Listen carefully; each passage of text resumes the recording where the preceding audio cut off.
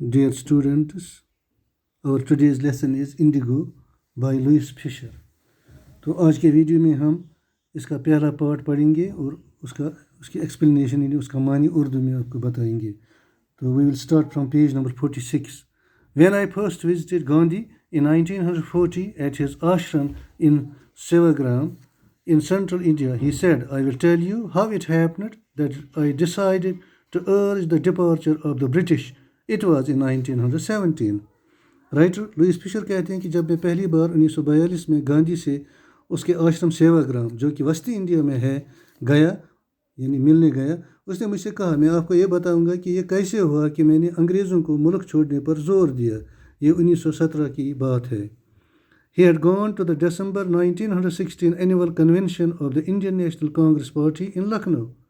There were 2,301 delegates and many visitors. वो दिसंबर 1916 ईस्वी में इंडियन नेशनल कांग्रेस पार्टी के सालाना कन्वेंशन में शिरकत के लिए लखनऊ गए थे. वहाँ पर 2,301 नुमाइंदे और बहुत सारे ज़ायरीन मौजूद थे. During the proceedings, Gandhi recounted, a peasant came up to me looking like any other peasant in India, poor and emaciated, and said, I am Rajkumar Shukla, I am from Champaran, and I want you to come to my district. Gandhi had never heard of the place. इस मौके पर गांधी ने बयान किया कि एक काश्तकार मेरे पास आया. वो दूसरे हिंदुस्तानी काश्तकारों की तरह दिखाई दे रहा था, यानी वो बहुत गरीब और लागर था. उसने मुझसे कहा, मेरा नाम राजकुमार शुक्ला है, मैं चंपारण से आया हूँ और मैं चाहता हूँ कि आप मेरे ज़िले में आएँ. गांधी ने इस जगह का नाम कभी नहीं सुना था.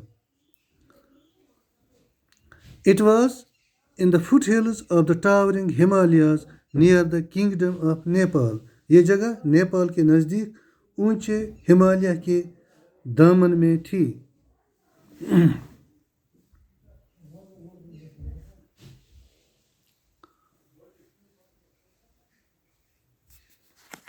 Under an ancient arrangement, the Champaran peasants were sharecroppers.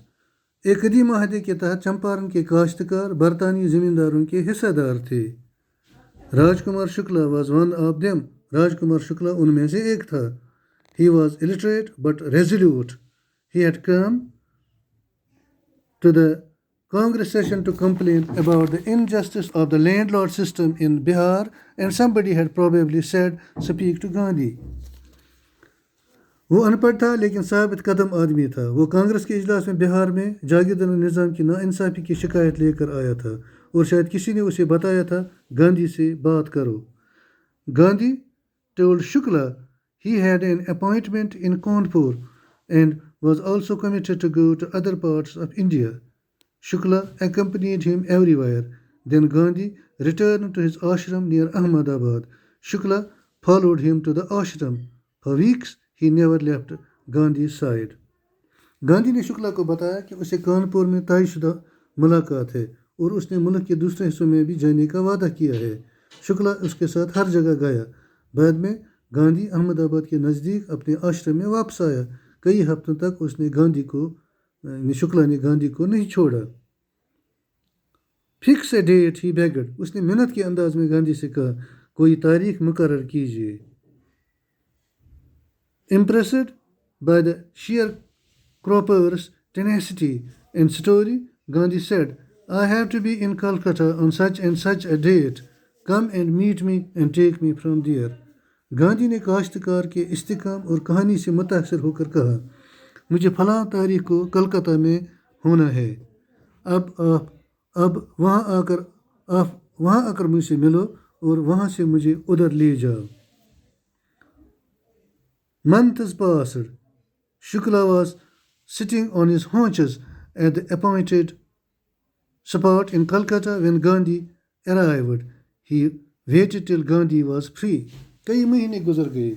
Shukla Calcutta में मुकर्रर जगह पर कोहली जमाए बैठा था.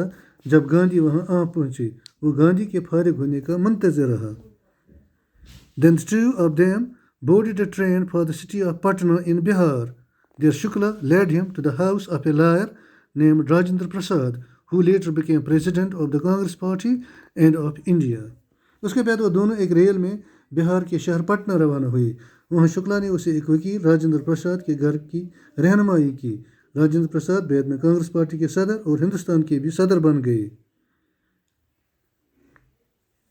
Rajendra Prasad was out of town, but the servants knew Shukla as a poor yeoman who pestered their master to help the indigo sharecroppers. Rajendra Prasad उस वक्त शहर से बाहर थे, लेकिन उसके नौकरों को मालूम था कि शुक्ला एक गरीब ज़मींदार हैं जो उनके मालिक को बेल उगाने वाले यानी इंडिगो प्लांट उगाने वाले काश्तकारों की मदद करने पर लगातार उकसा रहे थे। So they let him stay on the grounds with his companion Gandhi, whom they took to be another peasant. लिहाजा नौकरों ने उसे अपने साथी समेत मकान के सहन में ठहरने की इजाज़त दे दी। वो गांधी को भी दूसरा ज़मींदार समझ रहे थे। But Gandhi was not permitted to draw water from the well lest some drops from his bucket pollute the entire source. How did they know that he was not an untouchable?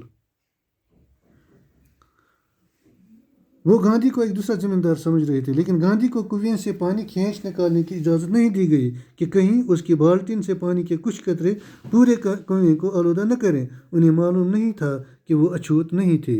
Gandhi decided to go first to Muzaffarpur, which was en route to Champaran, to obtain more complete information about conditions than Shukla was capable of imparting.